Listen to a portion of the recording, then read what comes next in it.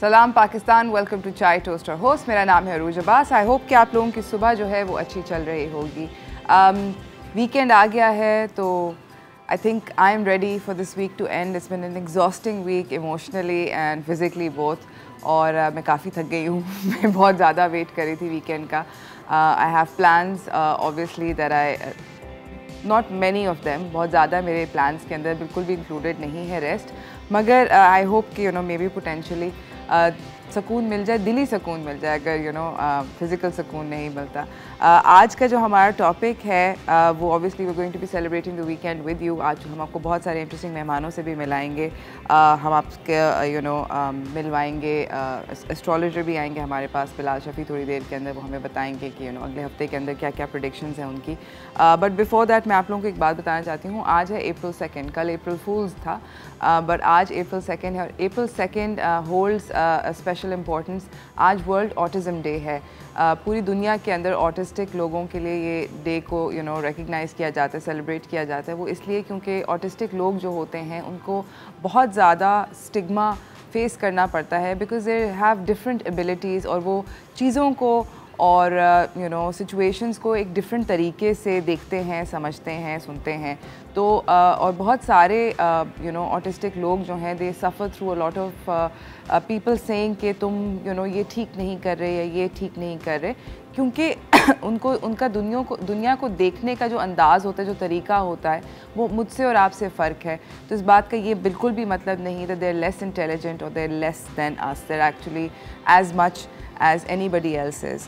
आज का जो दिन है हम उनको सेलिब्रेट करेंगे। बट मेरे पास थोड़ी सी आप लोगों के लिए बिकॉज वीकेंड है तो I want to give you something interesting and fun to talk about. मेरे पास एंटरटेनमेंट न्यूज़ है। चलते हैं आज की एंटरटेनमेंट न्यूज़ की तरफ।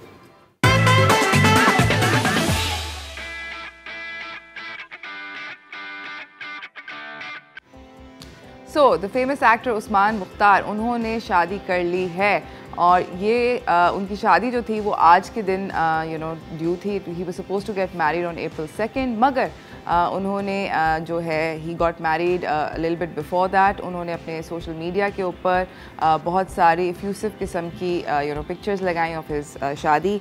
एंड उन्होंने एक और भी चीज़ कही। उन्होंने कहा कि उन्होंने और उनकी फैमिली मेम्बर्स ने कोविड SOPs को बहुत ज़्यादा केयरफुली फॉलो किया और वो बीच में यही बोल रहे थे लोगों की शादियों को देख के, उनकी फ़ोटोज़ को देख के सोशल मीडिया पे, कि आप लोगों को इतना करीब नहीं होना चाहिए, should be socially distant etcetera etcetera. तो उन्होंने अपनी जो उनकी वाइफ हैं अब उनके बारे में भी एक बहुत स्वीट सा नोट लिखा है, which is Zunaira Inam Khan, I haven't felt such happiness in a very long time. You've stood by me in moments I was down and amplified happy moments. Been my rock and support.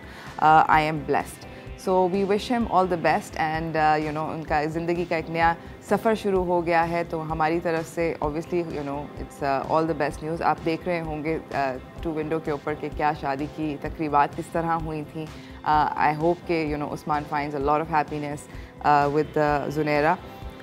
He is very very happy. It was supposed to be, जिस तरह मैंने आप लोगों को बताया कि 2 अप्रैल को होनी थी, मगर आई थिंक कोविड की वजह से कुछ चीज़ें ऐसी हुई कि वो आगे पीछे हो गई डेट और इन लोगों ने शादी 1 अप्रैल को कर ली। उन्होंने सब लोगों को ये बोला कि SOPs को फॉलो करना चाहिए। इसी के साथ आसिम अजहर ने और यंग स्टनर्स ने एक दुखी गाना जिसका नाम है याद, वो बनाया है और उसको रिलीज़ किया है। उसकी वीडियो मैं आपको दिखाना चाहती हूँ, फिर थोड़ी सी गाने के बारे में बात करेंगे। तो ये था गाना आसिम अजहर का और यंग स्टनर्स का। तला अंजुम और तला यूनुस जो हैं ये यंग स्टनर्स का डुओ बनाते हैं। ग्रूव मेरा भी इन्होंने इसके अंदर भी they did some rapping in that song as well. ये गाना जो है ये ट्रेंड कर रहा है ऑन यूट्यूब, काफ़ी ज़्यादा पॉपुलर है। इट्स अबाउट हार्ट ब्रेक, काफ़ी मतलब दुखी गाना है। बट थोड़ा सा डिफरेंट है आसिम का स्टाइल यंग स्टनर्स के स्टाइल से, but I think that they've done a really good solid collaboration. Lyrics जो हैं वो आसिम अजहर के हैं with young stunners and Ramis Ali. इस गाने को जो है इन लोगों ने अभी रिसेंट हिस्ट्री में शूट करके रिलीज़ किया था, यूट्यूब पे ट्रेंड कर रहा है। अगर आपको पूरा का पूरा गाना देखना है तो आप जाके इसको यूट्यूब पे चेकआउट कर सकते हैं। इसी के साथ मैं अपनी अगली खबर पे जाना चाहती हूँ जो कि शहरोज़ सब्ज़वारी और सायरा यूसुफ के बारे में है। वो दोनों इकट्ठे एक मूवी में आ रहे हैं। Yes, it is a bit sort of थोड़ा सा वो बात है because they divorced recently, but it's really great to see कि उन दोनों ने अपने प्रोफेशनल और पर्सनल जो लाइव्स हैं उनको डिफरेंट रखा हुआ है। वो एक इकट्ठे मूवी कर रहे हैं। जो इस मूवी है ये ईद पे इस साल जो है वो रिलीज़ होगी। उमर ईसा खान की मूवी है। इसने पिछले साल 2019 में पिछले साल रिलीज़ होना था। इसके कुछ सीन्स जो हैं वो बच गए थे, but they are going to shoot दो सीन्स डिस्पाइट द फैक्ट वो post the separation. So they started making this movie when they were together and इसके जो सीन्स बच गए थे they are still currently in the process of shooting them. We hope to see this movie soon and it's really nice and we wish them all the best that in their respective choices. Because अच्छी बात है कि अगर आप अपनी ज़िंदगी को एक अच्छे तरीके से, अगर आपकी सेपरेशन हो भी गई है तो इसका ज़रूरी मतलब नहीं है कि लड़ाई और शोर शराबा और तमाशा होना चाहिए। So I think it's really nice. इसी के साथ मैं आपको अपनी आखिरी खबर की तरफ लेके जाना चाहती हूँ कि साइंस ने फैसल मस्जिद को बेसिकली दुनिया की एक 50 मोस्ट ब्यूटीफुल बिल्डिंग्स के अंदर से एक करार दे दिया है। Basically top 50 beautiful buildings in the world के अंदर फैसल मस्जिद का भी जिक्र हुआ है। ये आप लोगों को बताते चलें कि दुनिया की 5th लार्जेस्ट और साउथ ईस्ट एशिया की लार्जेस्ट मस्जिद है। ये 16वें नंबर पे दुनिया की खूबसूरत तरीन बिल्डिंग्स के अंदर शुमार हुआ है। इसका शुमार किया है रूफिंग मेगा स्टोर ने। ये एक स्टडी कंडक्ट हुई थी और उन्होंने बहुत सारी बिल्डिंग्स को अराउंड द वर्ल्ड एनालाइज़ किया था और उनके जो आर्किटेक्चर था और जो स्टाइल था उसको कंपेयर किया था। बहुत सारे ऑब्वियसली चीज़ें थी जो कि ह्यूमन आई में हम लोग देखते नहीं हैं, हम पूरी की पूरी चीज़ देखते हैं। तो उन्होंने काफ़ी साइंटिफिकली देखा था कि जी कैसे इसके सारे के सारे मीनार खड़े हैं वगैरह वगैरह। तो उन्होंने जब ये सर्वे कंडक्ट किया तो उसके अंदर उन्होंने देखा कि ये वाकई में because of how pleasing it is and how it follows like a certain sort of theme, तो ये बहुत उनको अच्छी लगी और ये 16वें नंबर पे ये मस्जिद आई। So it's it's really happy, I feel really happy कि पाकिस्तान की एक बहुत बड़ा ये वो है लैंडमार्क है and it's made it in the global countdown. इसी के साथ नाज़रीन मैं एक छोटी सी ब्रेक पे जा रही हूँ। ब्रेक से वापस आएंगे मैं आपको अपने अगले मेहमान से मिलाऊंगी, कहीं ना जाइएगा।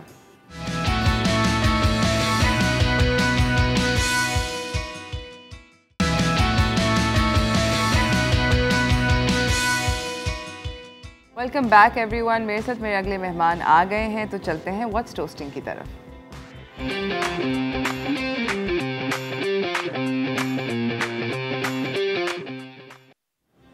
मेरे साथ बैठे हुए हैं बिलाल शफ़ी जो कि एक अमेजिंग एस्ट्रोलॉजर हैं। बहुत एक्यूरेट प्रेडिक्शंस देते हैं और जिन लोगों को देते हैं वो लोग थोड़े से हिल जाते हैं।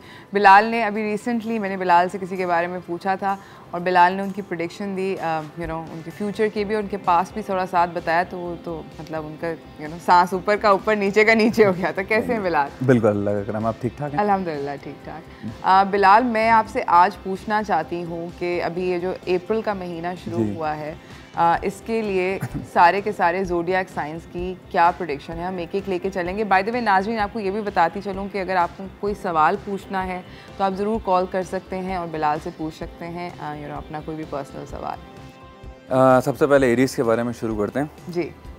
अच्छा, उरूज 6 अप्रैल से असल ट्रांजिट मूव हो रहा है, जुपिटर का बड़ा ट्रांजिट है। तो एरीज़ वालों के लिए मैं कहूँगा कि इनके प्रोफेशनल लाइफ और इनकी हेल्थ, इनका ट्रांसफ़र की जो पोजीशन है जॉब या बिज़नेस के मामलात में वो बेहतर होगा। पार्टनरशिप के मामलात जो ख़राब हुए हैं वो बेहतर होंगे। बच्चों की तालीम के मामलात वो बेहतर होना शुरू हो जाएंगे। और तीसरी चीज़, छोटे बहन भाइयों से कोई फ़ायदा हो सकता है, छोटे बहन भाइयों के लिए कुछ कर सकते हैं, या छोटे अगर लोग वो अपने से बड़ों का कोई हो सकता है उनसे कोई फ़ायदा हो, तो ये मामलात इनके लिए बहुत अच्छे हैं। जॉब के सफ़र के मामलात में कोई वीज़े का प्रॉब्लम है, कुछ भी ऐसा कुछ चल रहा है जो अटका हुआ है पिछले तकरीबन 6 से 8 महीने पुराना, तो वो सॉल्व होने की तरफ आएगा। अच्छा है एरीज़ वालों के लिए ये हफ्ता नहीं है बल्कि मैं कहूँगा पूरे 15 दिन इनके लिए बहुत ज़्यादा बेनिफिट रहेंगे। अच्छा, सो 15 दिन इनके लिए अच्छे हैं। ओके, एरीज़ वालों के लिए ये चीज़ अच्छी है। अच्छा, इसके बाद अगर हम बात करेंगे टॉरस वालों की, टॉरस वालों को हेल्थ का बहुत ज़्यादा अपना ख्याल रखना चाहिए। घर की रेनोवेशन, गाड़ी की कोई चेंजिंग, अच्छा हो इनको मैं एक चीज़ का कहूँगा कि भरोसा, अब मैंने पहले भी कहा था कि अभी टॉरस वालों का पूरे तरीके से साइकिल कंप्लीट नहीं हुआ, किसी पे भरोसा ज़्यादा ना करें, चाहे वो बिज़नेस के हिसाब से हो या कोई दोस्त के हिसाब से। अभी फ़िलहाल अपने उस पर ज़्यादा यकीन करें। तकरीबन 15 दिन के बाद इनका भी बेहतर टाइम आना शुरू हो रहा है टॉरस वालों के लिए। अच्छा, जुम्मे वाले दिन इनको दही और चीनी का सदका देना चाहिए, किसी भी गरीब लड़की को दे रहे हैं टॉरस, क्योंकि वीनस कमज़ोर पोजीशन में चल रही है इस टाइम टॉरस वालों में। जेमिनाई वालों को कहूँगा गाड़ी या बाइक जो भी बहुत ध्यान से चलाएं, घर में ज़्यादा शाउटिंग ना करें, गुस्से की वजह से लड़ाई झगड़े पैदा हो सकते हैं, क्योंकि इनका मार्स बहुत डिप्लीटेड पोजीशन में चल रहा है। ऐसी मतलब कोई एक नई चीज़ या कोई नए बिजनेस या नई एकदम कोई अपने पुराने काम को छोड़ के नई चीज़ों की तरफ ना जाएं, जिसकी वजह से प्रॉब्लम हो सकती है। सही। एमरल्ड स्टोन पहनना इनके लिए बहुत ज़्यादा बेनिफिक है, बहुत अच्छा रहेगा एमरल्ड इनके लिए, जेमिनाई वालों के लिए। जेमिनाई के लिए जी। कर्जे के चक्करों में ना पड़ें, पुराना कर्जा उतारने की कोशिश करें, इनके लिए ज़रा बेहतर रहेगा। कैंसर वालों को मैं कहूँ, ये सॉरी मैं ये पूछना चाहती हूँ कि आपने अभी पाइसिस क्या था? नहीं, एरीज किया था और टॉरस किया था, उनको क्या स्टोन पहनना चाहिए? एरीज वालों को तो मैं भी बोलूँगा उनको ज़रूरत नहीं, क्योंकि मार्स उनका डिप्लीटेड पोजीशन में चल रहा है, राहु के साथ चल रहा है, उनको अभी ज़रूरत नहीं है। लाल मसूर की दाल का सदका दें, ठीक है? ठीक है। टॉरस वालों को भी मैं कहूँगा कोई स्टोन ना पहने, दही और चीनी का सदका नहीं। जेमिनाई वालों को मैं कहूँगा कि एमरल्ड स्टोन पहनना इनके लिए सही है।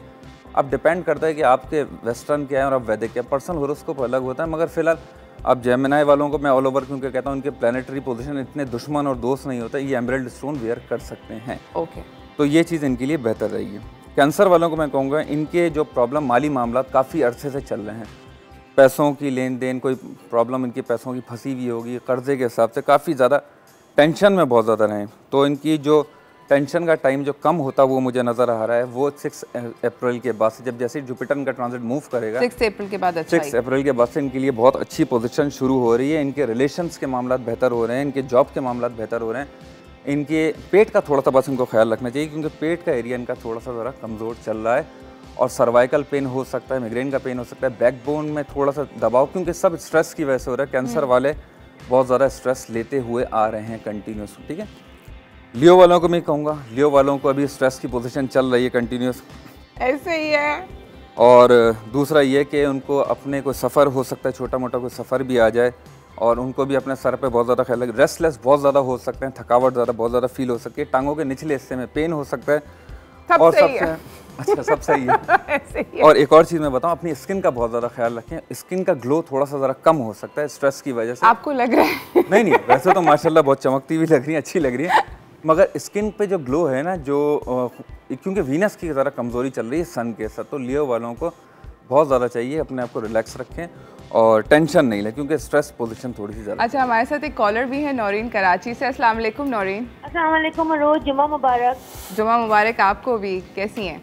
जज़ाकल्लाह, आपका ड्रेस बहुत ही खूबसूरत है। Thank you. It's Ayesha Sarfaraz. Ayesha Sarfaraz ने बनाया है, चिकनकारी है, इट्स एब्सोल्युटली ब्यूटीफुल, मैं भी बहुत एंजॉय कर रही हूँ। बताइएगा मुझे कि इनकी क्या रेंज है, बहुत खूबसूरत ड्रेस है, और मुझे अपने स्टोन के बारे में भी पूछना है।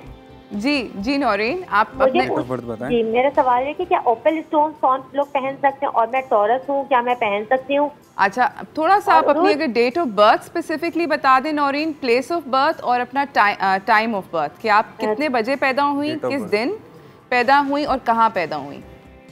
22 अप्रैल 22 अप्रैल लाहौर में, और फजर के टाइम, फजर से पहले 19 सन क्या था?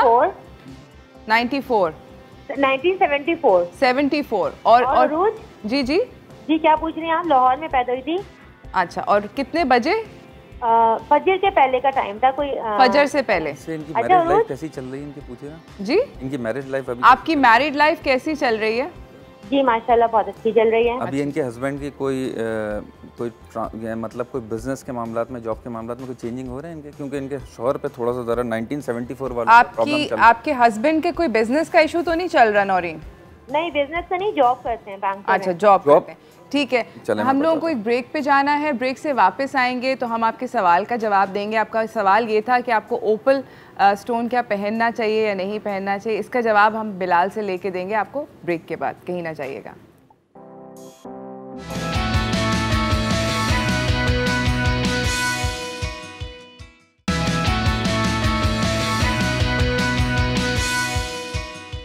Welcome back everyone. हमारे पास बिलाल शफ़ी बैठे हुए हैं। नौरीन का फ़ोन आया था लाहौर से, नौरीन जानना चाह रही थी कि क्या वो ओपल का पत्थर पहन सकती हैं या नहीं।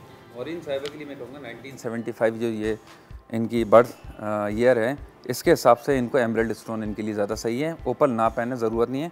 और 1975 के हिसाब से जो लोग मतलब हैं, इनके हस्बैंड का जॉब का ज़रा सा ख्याल रखें, कोई चेंज हो सकता है जॉब के मामले में, स्ट्रेस आ सकता है। और दूसरा मैं उरूज ये कहूँगा कि 6 अप्रैल के बाद से जुपिटर की जो ट्रांजिट पोजीशन मूव हो रही है सारे स्टार्स के लिए बहुत अच्छी है, बहुत ज़्यादा बेनिफिट है, सिवाय 2 को छोड़ के।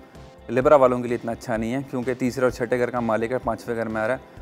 तो उसके अलावा सारे स्टार्स के लिए अच्छा है। कोई नई चीज़ करें, नए आइडियाज़ को लेकर आएँ, नए बिज़नेस के हिसाब से चलें और अपनी लाइफ को एक नई एनर्जी के साथ चलें। बच्चों की तालीम के हिसाब से, उनकी हेल्थ के हिसाब से बहुत ज़्यादा प्रॉब्लम चल रही है, तो इंशाल्लाह ताला 6 अप्रैल के बाद, क्योंकि बेनिफिक और बहुत पॉजिटिव मतलब ये प्लानट है, तो अपने अच्छे असरात ये दुनिया पे डालेगा इंशाल्लाह ताला। करने वाली ज़्यादा अल्लाह की है, मगर मैं कहूँगा कि 6 अप्रैल के बाद बहुत ज़्यादा बेनिफिक पोजीशन आ रही है। अच्छा, वर्गो का क्या है?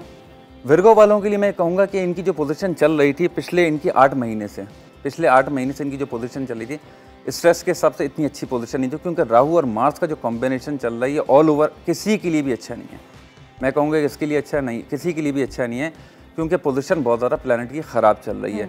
तो अप्रैल के बाद से विर्गो वाले हो गए, लिब्रा वाले हो गए, लिब्रा वाले भी बहुत ज़्यादा डिस्टर्ब चल रहे हैं क्योंकि अगला बुर्ज लिब्रा का ही है, तो इनके लिए जो पोजीशन है ये भी बेहतर होना शुरू हो जाएगी। मगर लिब्रा वालों को मैं कहूँगा कि थोड़ा सा ज़रा अपने लव बाउंड्रीज़ का भी ख्याल रखें, क्योंकि इन्वॉल्वमेंट हो सकती है। 5वें घर में आ रहा है, किसकी वजह से, रिलेशन में या इसकी वजह से कुछ, क्योंकि इनकी तकदीर में वैसे ही थोड़ी सी फ्लक्चुएशन चल रही है, तो थोड़ा सा ज़रा ख्याल रख के चलिएगा। इस मामलात में इन्वॉल्व होने की ज़रूरत नहीं है। अपनी रोमानी मतलब प्यार मोहब्बत ना करें लिब्रा वाले। अप्रैल के बाद से इनकी नॉकिंग शुरू हो रही है। भाइयों देखें, थोड़ा सा मतलब दिल को संभाल के रखें, अभी अपने पास रखें।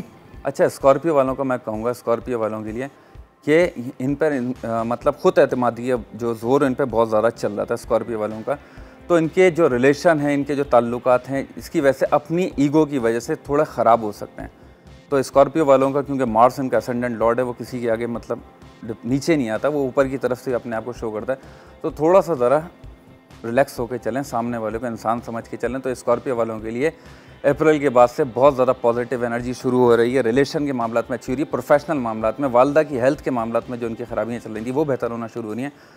लोअर हिस्सा जो डिस्टर्ब चल रहा है, क्योंकि स्कॉर्पियो वालों का जो 12वां घर बनता है वो टांगों का सैटर्न होता है, वो डिब्लेटेड पोजीशन में चल रहा था, वो अच्छा होना शुरू हो रहा है, तो स्कॉर्पियो वालों के लिए भी बेहतर रहेगा। स्कॉर्पियो के बाद आते हैं सेजिटेरियस।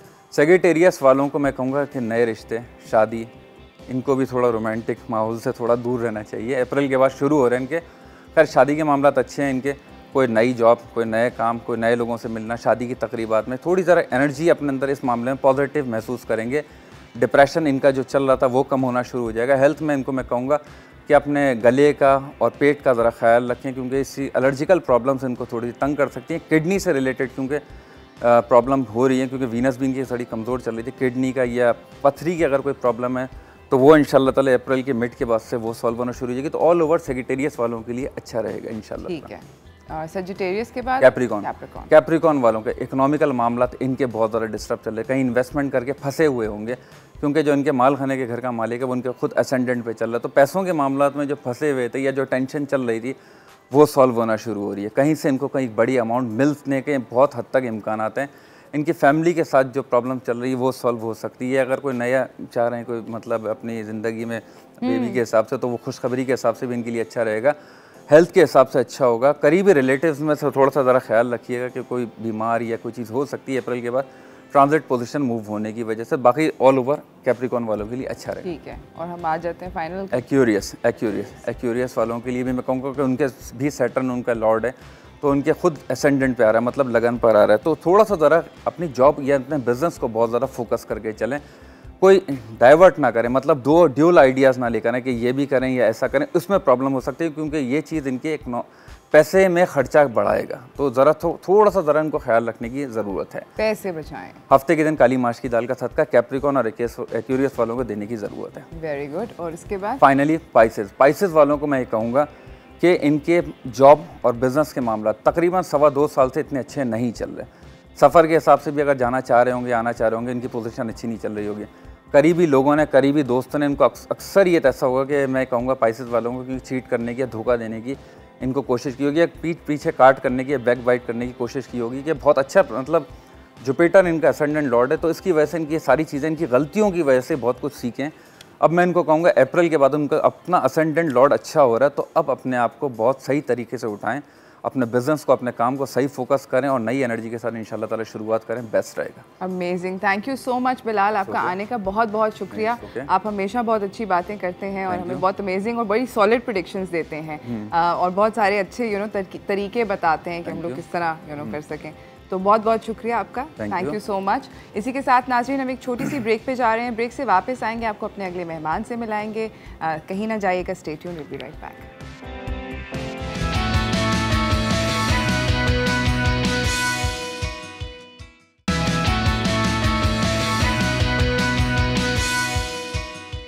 Welcome everyone. हमारे साथ हमारी अगली मेहमान आ गई हैं, इनका नाम है इस्मा खान, ये बोर्ड सर्टिफाइड बिहेवियर एनालिसिस्ट हैं। हमने आपको जैसे बताया था अर्लियर, मैं ये बात कर रही थी कि आज वर्ल्ड ऑटिज़म अवेयरनेस डे है। हम इस्मा से पूछना चाहते हैं सबसे पहले, अस्सलाम वालेकुम, वेलकम बैक टू चाय toast and host, I should say. Yes, absolutely, absolutely. अच्छा, मुझे ये बताएं इस्मा के for the layman, if you were to explain autism in a comprehensive sentence, के एक आसान तरीके से हम किसी को ये समझा सकें कि ऑटिस्टिक लोग क्या होते हैं और ऑटिज़म क्या होता है, तो आप कैसे समझाएंगे?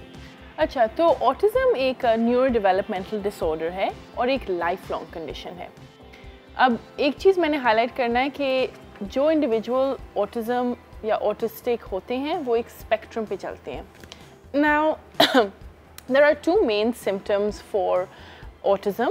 दो main categories हैं। एक होता है lack of social and communication issues, which means कि इनको communicate करना, बात करना, socially aware होना, emotional intelligence, rapport build करना, इनके लिए थोड़ी मुश्किल होती है। तो ये social aspect होती है। दूसरा जो symptom होता है वो है lack of इनके होते हैं रिपेटिटिव और स्टीरियोटिपिकल बिहेवियर्स, जिसका मतलब है कि ये वही चीज़ बार बार शायद करेंगे, या इनके सेंसरी बिहेवियर्स होते हैं, इनको रूटीन पसंद है। कोई बच्चे अपने हाथों को फ्लैप करते हैं, टिपटोज पे चलते हैं, कानों को बंद करते हैं, आंखों के कोनों से देखते हैं, और ये सारा होता है क्योंकि इनके सेंसरी इश्यूज़ होते हैं। जैसे फॉर एग्ज़ाम्पल मेरे पास एक बच्चा है जो जब मैं चीयर करती हूँ, मैं बोलती हूँ ये, तो वो डर जाता है क्योंकि उसके कानों में वो आवाज़ इतना ऊंचा होता है जो हमारे कान में नहीं होगा, बिकॉज़ वो ज़्यादा सेंसिटिव होते हैं। तो उनके मुख्तलिफ़ किस्म के सिम्टम्स होते हैं और हर बच्चे के साथ हर सिम्टम नहीं होता। मुख्तलिफ़ बच्चों के डिफरेंट सिम्टम्स होते हैं और ज़्यादातर जो साइंस होते हैं 2 साल के बाद ज़्यादा नज़र आते हैं। 2 साल के बाद जी। और वो साइंस क्या होते हैं जनरली? अभी आपने बोला कि फिजियोलॉजिकल तो आई थिंक कैच करना थोड़ा सा फिर भी आसान है, टिपटोज पे कोई रिपेटिटिव बिहेवियर कर रहा है या बच्चा बार बार घूम रहा है एक मेज़ के इर्द गिर्द, बट उसके अलावा जो थोड़े से लेस हाउ कैन आई से थोड़े से सटल साइंस हों जो कि ज़्यादा मतलब इन योर फेस नहीं होते, वो क्या होंगे? तो सम ऑफ द इनको हम कहते हैं रेड फ्लैग्स, और सम ऑफ द रेड फ्लैग्स जो होते हैं वो हैं लैक ऑफ आई कांटेक्ट। तो वो चीज़ों को देखेंगे because they get so fixated on छोटे छोटे डिटेल्स के जो इन्वायरमेंट होता है ना वो उससे डिस्ट्रैक्ट हो जाते हैं। So then they don't look at you. तो लैक ऑफ आई कांटेक्ट हो सकता है, नाम को रिस्पॉन्ड नहीं करना, थोड़ा अपनी दुनिया में रहते हैं कि वो ज़्यादातर अपने आप खेलते हैं, लोगों से इतना इंटरेक्ट नहीं करते, उनके टैंट्रम्स मेल्टडाउन्स बन जाते हैं। तो फॉर एग्ज़ाम्पल अगर एक बच्चा वो अपसेट होते हैं तो वो रोते हैं, लेकिन इनके साथ क्या होता है कि ये इतना अपने आप को अपसेट हो जाते हैं कि ये अपने आप को कंट्रोल नहीं कर सकते। तो अभी 2 दिन पहले एक बच्चा था और उसका इतना बुरा मेल्टडाउन हुआ कि वो रोया, अपने बाजुओं को स्क्रैच कर रहा था, उसको समझ नहीं आ रहा था। मैं बोल रही थी सिट डाउन, मैं उसको पानी दे रही थी, दूध, चिप्स, स्विंग पे बैठा रही थी, कोई चीज़ उसको काम डाउन नहीं कर रहा था। तो उनके मेल्टडाउन्स भी हो सकते हैं।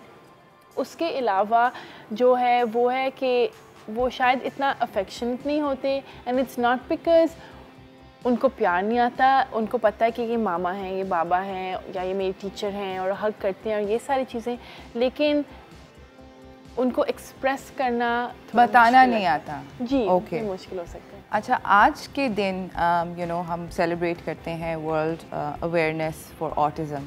आपके ख्याल में कि अब हमारे मुल्क में, मैं दुनिया की बात नहीं करूँगी, I like to stay closer to home, आपके ख्याल में अभी तक कितने पेरेंट्स हैं जिनके बच्चे ऑटिस्टिक हैं और उनको नहीं पता कि उनके बच्चे ऑटिस्टिक हैं? Does it go undiagnosed? बिल्कुल, तो आपने बहुत अच्छा सवाल पूछा है और मैं बोलूँगी कि अभी फ़िलहाल जो स्टेटिस्टिक है पाकिस्तान में, I wouldn't go by it because वो बिल्कुल एक्यूरेट नहीं है। लेकिन अगर मैं एक जनरल बेसिस पे बोलूँ, in the world including Pakistan, तकरीबन 1 in 66, 1 in 65, wow, very common. लेकिन यहाँ क्या मसला है, और जिस पर हम ये शो कर रहे हैं और बात कर रहे हैं इस ताकि लोगों को पता चले कि ये एक चीज़ है। अब स्टेटिस्टिक्स क्यों नहीं एक्यूरेट? बिकॉज लोग जानते भी नहीं है कि एक चीज़ है। या हो सकता है कि माँ बाप सोचते हैं ये बच्चा स्पीच डिले है, या ये थोड़ा अजीब है, या ये गूंगा है, तो उसको बस घर पे बैठाते हैं। इनको आगे जाके इनको हेल्प नहीं करना आता और इनको पता भी नहीं है कि क्या कर सकते हैं। एब्सोल्युटली। तो अवेयरनेस भी कम है, डायग्नोसिस भी कम है, और इस वजह से जो स्टेटिस्टिक्स हैं वो इतना एक्यूरेट नहीं है। But yes, it's very common and it's very scary because in 2012, I mean, it was like 1 in 150, 200. Now it's 1 in 60. And it's only becoming more and more prominent. Which means that, you know, it's now becoming more and more diagnosed. इसी के साथ नाज़रीन, हम एक छोटी सी break पे जा रहे हैं। इस्मा कहीं नहीं है, वो हमारे साथ अगले पार्ट में भी होंगी। हम इनसे बातचीत को जारी रखेंगे ब्रेक के बाद।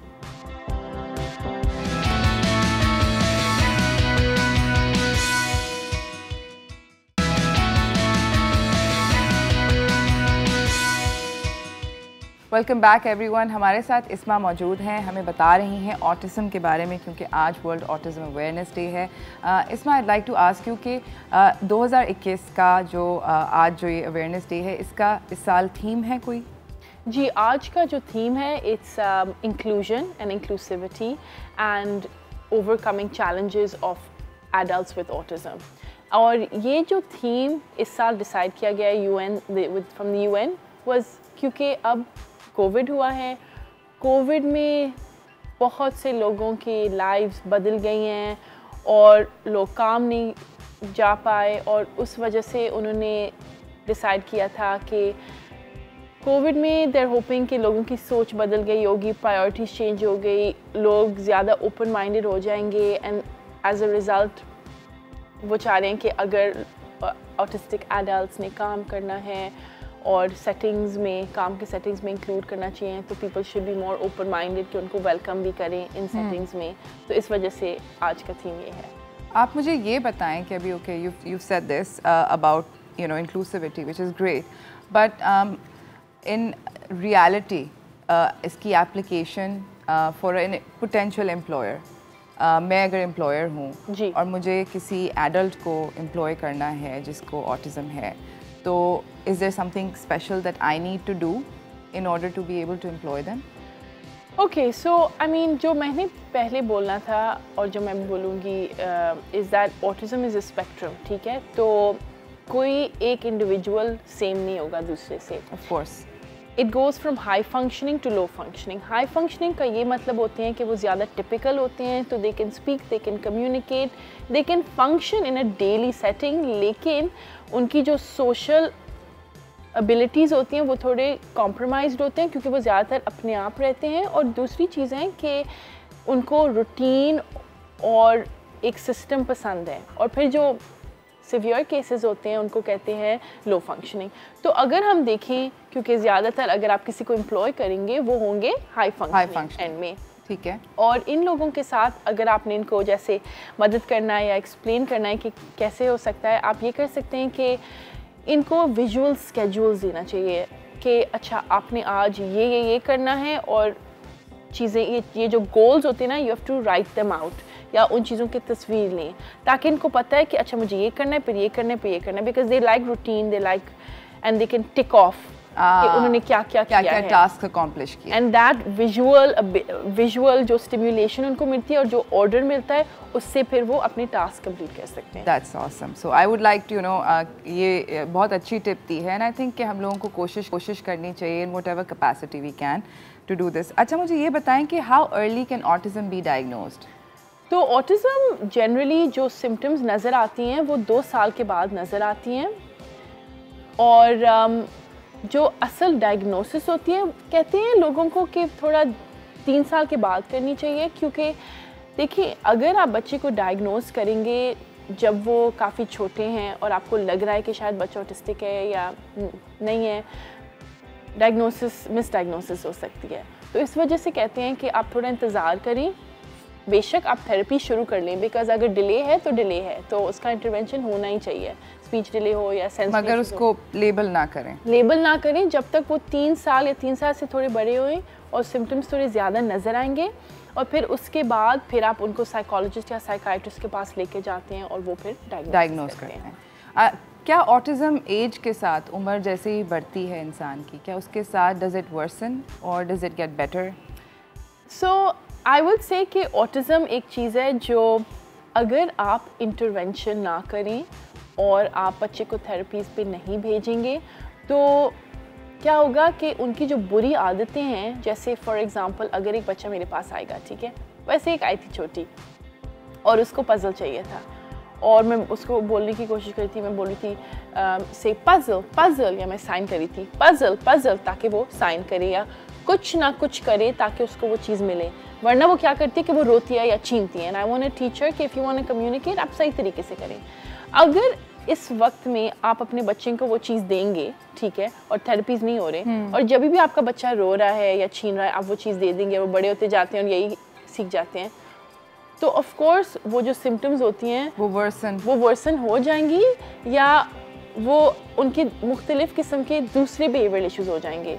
और इस वजह से हम क्या करते हैं, इसको कहते हैं ABA therapy, applied behaviour analysis, हमारे सेंटर में आई केयर में। और इसका ये मकसद है कि जो बच्चे कम्युनिकेट नहीं कर पाते हम उनको देख के समझते हैं, अपने उंगलियां कान में डाल रहे हैं या वो भाग जाते हैं या छुप जाते हैं, तो उनको देख के हम समझ आते हैं कि अच्छा उनको ये चाहिए वो चाहिए, फिर हम उनकी बिहेवियर को समझ के कम्युनिकेशन सिखाते हैं। So that behavior you have to tailor make it to everyone. Every child का अपना प्रोग्राम होता है, अपने गोल्स होते हैं और अपने टीचिंग स्टाइल होता है। अच्छा, हमारे पास एक कॉलर मौजूद है, फिज़ा। अस्सलाम वालेकुम फिज़ा। हेलो, अस्सलाम वालेकुम। कैसी हैं आप? जी मैं ठीक हूँ। मुझे ये पूछना था, मेरा बेटा है 3.5 साल का हुआ है, वो उसको ना माइल्ड ऑटिज्म डायग्नोज हुआ है, तो 6 मंथ से उसकी थेरेपीज चल रही है बट कोई चेंज नहीं है। ओके, तो आप क्या जानना चाहती हैं फिज़ा कि कब तक चेंज नज़र आएगा? जी आप वो इस्मा खान हैं? जी इस्मा से इधर ही बैठी हैं, उन्होंने आपका सवाल सुना। अच्छा, मैं उनकी वीडियोस वगैरह बहुत ज़्यादा देखती हूँ। बात करें इस्मा। जी, अस्सलाम वालेकुम फिज़ात, मैं बहुत खुश हूँ कि आप मेरे वीडियोस देखती हैं और आप फॉलो कर रही हैं और आपने कॉल किया है और मैं आपका सवाल का भी जवाब भी देती हूँ। जी बहुत शुक्रिया। Thank you so much for calling Fiza. जी इस्मा। अच्छा, तो फिज़ा ऑब्वियसली कह रही हैं कि 6 महीने से थेरेपीज़ करवा रही हैं और रिजल्ट्स नहीं नज़र आए। अब जो मैं पहला चीज़ बोलूँगी वो है कि कौन सी थेरेपीज़ करवा रही हैं, थेरेपी किस तरीके से हो रहे हैं। अब यहाँ क्या होता है पाकिस्तान में, जो मैंने देखा है कि अगर बच्चा जैसे डायग्नोस होता है तो साइकोलॉजिस्ट या साइकाइट्रिस्ट कहता है कि बच्चे को स्पीच थेरेपी और OT पे भेज दें। अब क्या होता है कि इट्स नॉट नेसेसरी कि वो OT या स्पीच थेरेपी रिक्वायर है। ABA थेरेपी भी होता है जो बहुत नया चीज़ है जो हम करते हैं पाकिस्तान में, जो एविडेंस से प्रूव हुआ गया है कि it is the most effective therapy for individuals with autism. अब यहाँ क्या होता है कि ये उनको बस वही थेरेपी से भेज देते हैं और वो थेरेपिस्ट बच्चे को ले लेते हैं, लेकिन उनको पता नहीं है बच्चे के साथ क्या करना है। अगर बच्चा बोल सकता है तो he does not need speech therapy necessarily. May be वो सेंटेंसेस स्ट्रिंग नहीं कर पा रहे बिकॉज वो मोटिवेटेड नहीं है या उनको सही सिखाया नहीं गया हुआ। तो जो मैं कहना चाह रही हूँ वो है कि आपका बच्चा थेरेपीज़ पे जा रहा होगा, लेकिन आप अपने थेरेपिस्ट से पूछें कि उनके गोल्स क्या हैं, आपके बच्चे के माइलस्टोन्स को देख के, और वो किन चीज़ों पे काम करना चाह रहे हैं। बिकॉज अगर रिज़ल्ट नहीं आ रहा 6 महीने में तो ये आपको सोचना चाहिए, आने चाहिए रिज़ल्ट। एक महीने में 2-3 हफ्तों में रिज़ल्ट आते हैं। Okay, alright, thank you so much. जाने से पहले, बिकॉज मेरे पास टाइम बहुत कम है, मैं आपसे ये पूछना चाहती हूँ कि how can we support children who have autism? हम क्या कर सकते हैं उन बच्चों को एज पेरेंट्स? जैसा फ़िज़ा एक पेरेंट हैं, तो फ़िज़ा क्या कर सकती हैं अपने बच्चे को सपोर्ट करने के लिए? तो एक चीज़ मैं हर वक्त बोलती हूँ, और मेरा अच्छा एग्जाम्पल भी आ गया कोविड की वजह से, इज़ दिस। अब जब कोविड शुरू हुआ, राइट, एक बंदे ने मास्क पहना, 2 बंदों ने मास्क पहना, थोड़ा अजीब लगा कि मैं बाहर जा रहा हूँ, मैंने मास्क पहना है, पीपीई सूट पहना, अजीब लगा। क्या हुआ फिर? सब ने पहनना शुरू किया और हमारे आंखों के लिए विजुअली नॉर्मल हो गया, हम डिसेंसिटाइज हो गए कि हाँ मास्क पहना तो बड़ी बात नहीं है। अगर कोविड से पहले किसी ने मास्क पहना होगा तो लोग सोच रहे हैं ये मास्क क्यों पहना है, एग्जैक्टली, ठीक है, ऑल्दो चाइना में ये एक नॉर्मल चीज़ है। अब सेम एनालॉजी हम अपने बच्चों के साथ इस्तेमाल करते हैं ऑटिस्टिक को, कि जो पेरेंट्स हैं ना, आप अपने बच्चे को इस दुनिया से छुपाएंगे क्यों? क्योंकि अजीब लगता है कि मैं मॉल लेके गई हूँ और ये बच्चा कर रहा है, ये बच्चा टिपटोस पे चल रहा है, तो मुझे अजीब लगता है और मेरे फैमिली जज करेंगे, तो इस वजह से मैंने बाहर नहीं लेके जाना।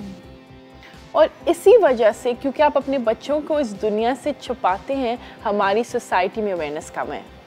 जितना आप अपने बच्चे को बाहर लेके जाएंगे, जहाँ भी आप जाएंगी, आप अपने बच्चे को लेके जाएं, बिकॉज ऐसे ही सोसाइटी टॉलरेंट होगी। अब मैं यहाँ बैठ के बात कर सकती हूँ, मेरे पास मेरे पास कोई बच्चा नहीं है जो ऑटिस्टिक है, लेकिन जो पेरेंट्स हैं जिनका ऑटिस्टिक चाइल्ड है, उनका असल में एक पावर है कि वो दुनिया में इतना फ़र्क बना सकते हैं अगर ये अपने बच्चे को एम्ब्रेस करके इस दुनिया में लेके जाएंगे। अब जो बच्चा है आपका, आप बदल नहीं सकते, अल्लाह ने आपको एक वजह से दिया है और बहुत अच्छी वजह से दिया है, बिकॉज़ ये बच्चे बहुत स्पेशल होते हैं, बहुत चीज़ें आपको सिखा सकते हैं जो एक टिपिकल बच्चा नहीं सिखा सकता। Sure they are different, but all children are different, all children present different problems. हम बात कर रहे थे सेट पे पहले कि टीनेजर्स के क्या मसले चलते हैं, या एडल्ट्स के डिप्रेसिव इश्यूज़ चलते हैं, हम सब इंसानों के मसले चलते हैं और इनके भी अलग मसले हैं। It's okay, you have to bring them out in this world ताकि हमारी सोसाइटी टॉलरेंट हो जाए, एंड देन हमारी आंखों के लिए इन बच्चों को जब हम देखेंगे कि कोई ये बच्चा टिपटोस पे चल रहा है, oh it's normal, बिकॉज हमारी सोसाइटी इतनी डिसेंसिटाइज हो जाएगी। तो ये बहुत इंपॉर्टेंट चीज़ है अवेयरनेस के लिए, जो मैंने कहना है। Thank you so much for coming इस्मा, आपका आने का बहुत बहुत शुक्रिया। अगर आपको कोई मैसेज देना है तो आप प्लीज़ दें। तो ये जो अभी मैंने बोला, ये बहुत मैं दिल से कहना चाहती हूँ, क्योंकि असल में मैं इस फील्ड में हूँ क्योंकि मेरे कज़न भी ऑटिस्टिक हैं और मुझे पता है कि उनकी ज़िंदगी में क्या फ़र्क पड़ा था। और ऑनेस्टली बहुत से पेरेंट्स हैं जो कहते हैं कि मेरी ज़िंदगी रुक गई है, मैंने अपनी जॉब छोड़ दी क्योंकि मैंने अपने बच्चे के साथ रहना है, और ये बहुत अच्छी चीज़ है, ये बहुत इम्पॉर्टेंट चीज़ है। लेकिन आपने ये भी याद रखना है कि ठीक है, आप अपनी ज़िंदगी को रोक के अपने बच्चे के साथ काम करेंगे, लेकिन आप उनको बाहर लेके जाएं। और दूसरी चीज़ है कि अगर आप अपने बच्चे को थेरेपी लेके जा रहे हैं, तो आप एक्सपेक्ट ना करें कि थेरेपिस्ट के हाथों में मैजिक है। जी बिल्कुल, हम बच्चों के साथ काम करते हैं, स्किल्स को इम्प्रूव करते हैं, लेकिन केयर टेकर्स जो होते हैं ना घर पे, they have to all be consistent, कि जो थेरेपिस्ट करता है वो माँ भी करती हैं, बाप भी करता है, दादी दादा फुप्पी फुप्पा। अब हमारे जॉइंट फैमिलीज़ में क्या होता है कि अम्मी ने नहीं दिया तो दादी ने दे दिया, या मामू ने दे दिया, या खाला ने दे दिया, तो फिर बच्चा नहीं सीख पाएगा कि अच्छा मुझे ऐसे करना है। तो there has to be consistency. So this is also, I mean मैं बहुत सी चीज़ें कह सकती हूँ, these are some of the most important things. और उसके अलावा आई मीन मैं आई डोंट नो, अगर मैं अभी बोल सकती हूँ कि अगर आप और जानना चाहते हैं तो मेरा एक फ़ेसबुक पेज भी है जो है इस्मा खान -BCBA, और एक इंस्टाग्राम पेज है इस्मा खान BCBA, और इन दोनों पे आप फॉलो करें। उसमें हम मुख्तलिफ वीडियोज़ डालते हैं, हमारा टीम है आई केयर में, और हम टेक्निक्स सिखाते हैं कैसे चीज़ों पे काम कर सकते हैं, आपको आइडियाज़ देने के लिए। और अगर आपके और क्वेश्चंस हैं, आप वहाँ मैसेज कर लें। Thank you so much for coming Isma, it was lovely meeting you. बहुत अच्छा काम कर रही हैं आप। इसी के साथ नाज़रीन, मुझे एक छोटी सी ब्रेक की तरफ जाना है। ब्रेक से वापस आएंगे, मैं आपको अपने अगले मेहमान से मिलाऊंगी, थोड़ी सी गाना बजाना होगा, मगर ब्रेक के बाद।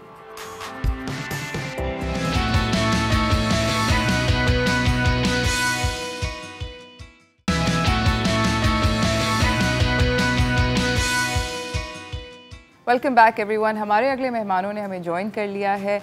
मैं उनसे आपको मिलवाना चाहती हूँ। मैंने आपको बोला था ना कि गाने बजाने की बात होगी, तो चलते हैं स्टार फनकार की तरफ।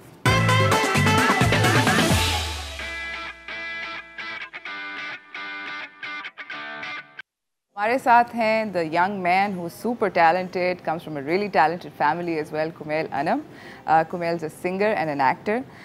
इनके साथ हमारे साथ मौजूद हैं एहसन बेग, जो कि ब्रांड मैनेजर हैं हमदर्द लेबॉरेटरीज़ की। अब आप ये सोच रहे होंगे कि हमने एहसन को क्यों अपने सेट पे बुलाया, क्योंकि रमज़ान दोस्तों आने वाले हैं और बहुत बहुत करीब हैं। और रमज़ान का एक ट्रेडिशन है कि रूह अफ़ज़ा की बोतल जो होती है और रूह अफ़ज़ा का ठंडा शरबत जो होता है वो हर दस्तरख़्वान पे होता है, हर कोई उसको पीता है इफ्तारी के टाइम पे।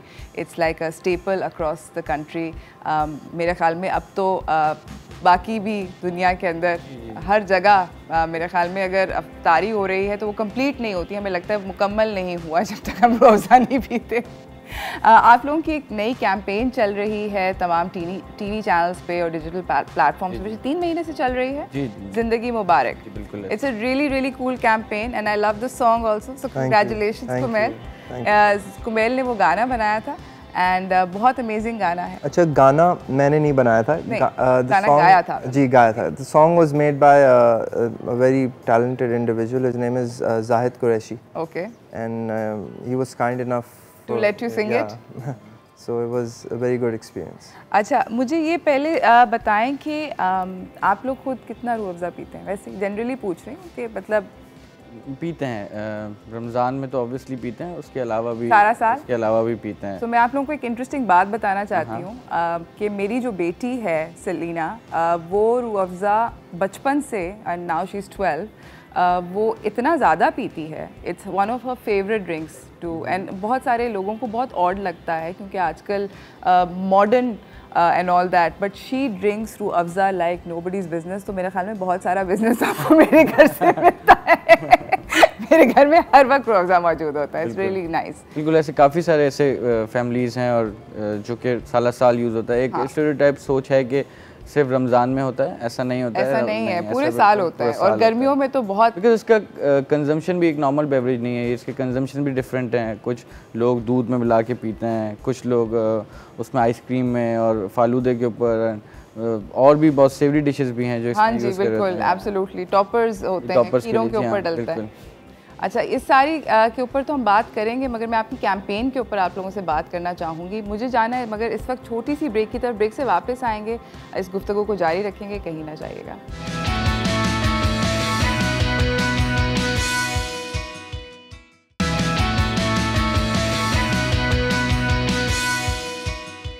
Welcome back everyone. हमारे साथ कुमैल अनम हैं और हमारे साथ एहसन बेग हैं। इन दोनों ने एक अमेजिंग काम इकट्ठे मिलके, और भी बहुत आई एम श्योर बहुत सारे लोग होंगे, बहुत सारी एक टीम होगी आई एम श्योर, जिनके साथ आपने मिलके एक रूह अफ़ज़ा की कैंपेन बनाई थी जो ज़िंदगी मुबारक के नाम से है। It's really cool. आप मुझे पहले ये बताएं, कितनी सारी आपने स्टोरीज़, इमोशनल मोमेंट्स एट्सेट्रा, ये किसका आइडिया था? असल में मैं आपको बताऊं कि सबसे पहले तो मैं एजेंसी का बताता हूं कि एजेंसी हमारी जो थी वो ब्लिट्स एडवर्टाइजिंग एजेंसी, उनका ये कॉन्सेप्ट था। ज़िंदगी मुबारक की टैगलाइन तो हम 2-3 साल से यूज़ कर रहे थे, लेकिन उसके बाद ये जो गाना हमने सुना, हमारी मैनेजमेंट ने सुना, एंड देन फिर वो गाना बहुत ज़्यादा पसंद आ गया स्ट्रेट अवे। तो फिर उसको जब उसकी विजुअल्स बनाने थे तो फिर उसी लेवल के वो विजुअल्स भी बनाने, कितने उदासी के कान को मरोड़ो और ये वाले जो एलिमेंट्स थे, तो फिर वो इतनी खूबसूरती से उसको बनता चला गया। उसकी शूट फिर कुछ कराची में हुई, कुछ अप नॉर्थ में हुई। तो फिर आइडिया बेसिकली अगर देखा जाए गाने का तो वो एजेंसी का था। ओके। गाने के बारे में इतनी सारी बात हो गई है कुबैल, if you don't mind can you just strum the song and sing it for us? Yeah sure. अब मतलब सुनना बनता है ना हमारा।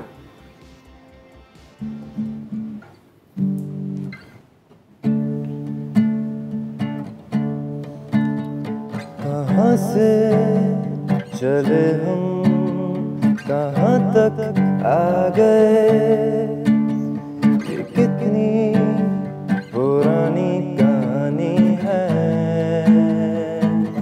कुछ पता नहीं। ये छोटा सा दिल है, बड़े से ख्वाब हैं, क्या करना है आगे पता तो है कि दुनिया ये फानी है। मुस्कुराहटे बिखेरो, खुशियाँ समेटो, उदासी के कान को मरोड़ो, अपने दिल में नफरतें न छोड़ो, अपनों से मुंह न मोड़ो, नेमतें बटोरो।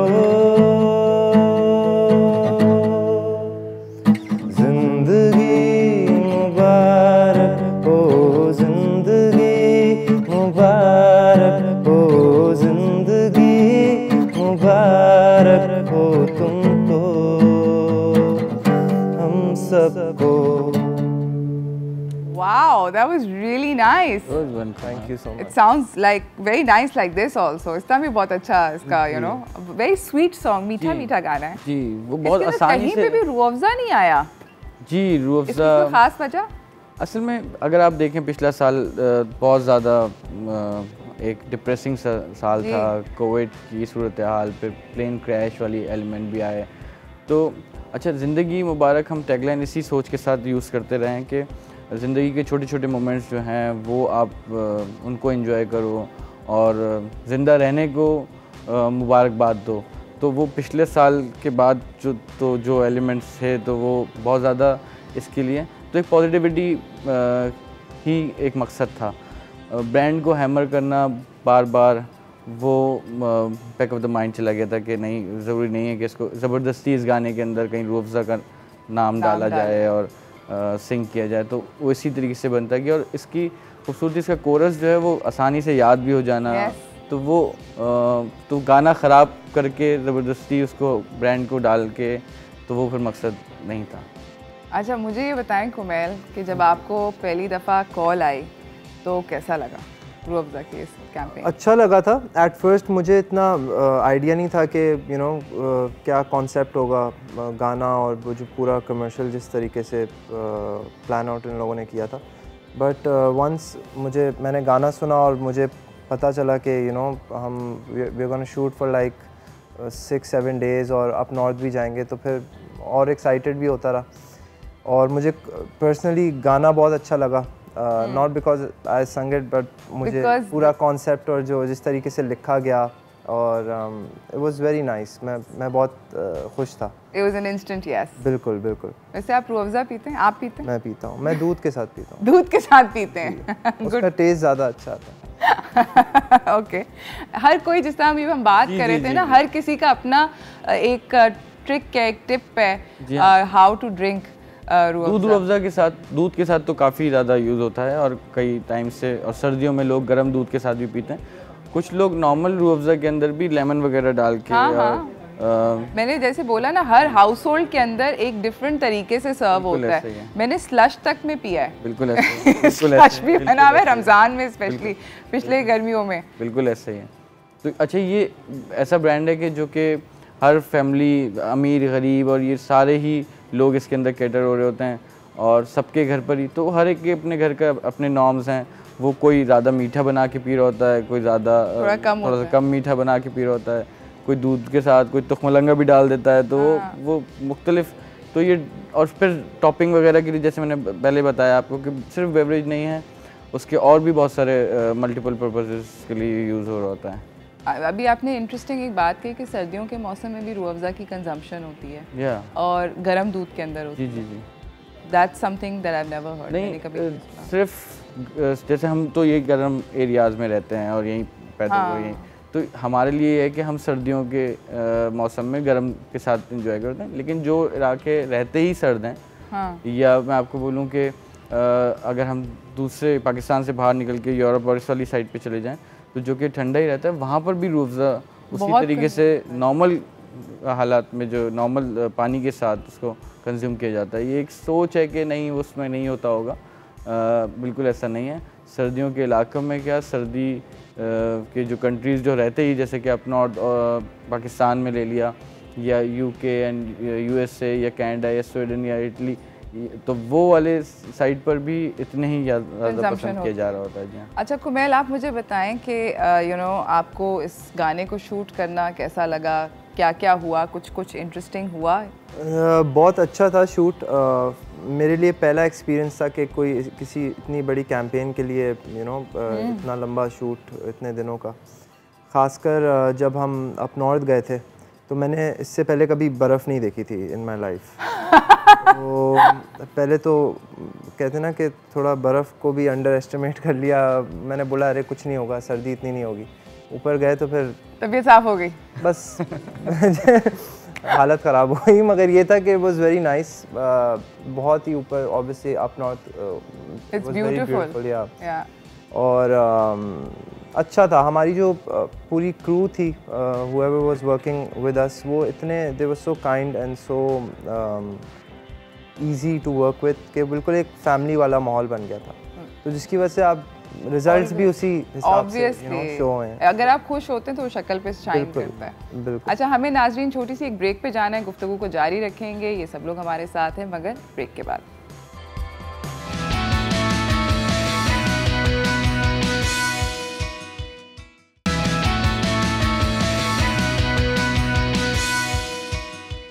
Welcome back everyone. Rooh Afza ने एक नई कैंपेन लॉन्च करी है, ज़िंदगी मुबारक। उसके सिलसिले में कुमैल यहाँ पर आए हुए हैं और एहसन आए हुए हैं।